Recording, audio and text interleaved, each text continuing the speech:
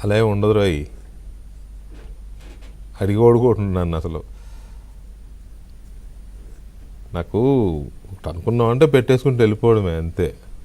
ఆ మాత్రం స్పృహ, ఆ మాత్రం ఎథిక్స్ ఇవన్నీ ఉన్నాయి, నాకు ఉన్నాయి, మా సంస్థకు ఉన్నాయి, మా ఎండి గారి గైడెన్స్ ఉంటుంది. అంతేగాని ఏదో పిచ్చితనంగా గాలితనంగా మిగతా వాళ్ళలాగా ఉండదు. కాబట్టి అనవసరమైన బట్టలు దించుకోమాకండి, మీకే మళ్ళీ బట్టలు దొరకవు కుట్టించుకోవడానికి, యూజ్లెస్ ఫెలోస్. అయితే అనుకోకుండా ఇవాళ నిన్ననే చెప్పాను బుచ్చే చౌదరి గారికి ఇవాళ కంటిన్యూ చేస్తానని. అనుకోకుండా ఆయన వేరే పని మీద హైదరాబాద్ వచ్చారు. హైదరాబాద్ వస్తే సరే అని హైదరాబాద్ స్టూడియోకి నేను ఫోన్ చేస్తే, లేదు నేనే స్టూడియోకి వస్తాను, వాళ్ళ సంగతి ఏంటో చూద్దాం అని చెప్పి ఆయన అన్నాడు. సరే వాళ్ళ సంగతి నాకెందుకు లేండి కానీ అని చెప్పి రమ్మంటే వచ్చారు ఆయన.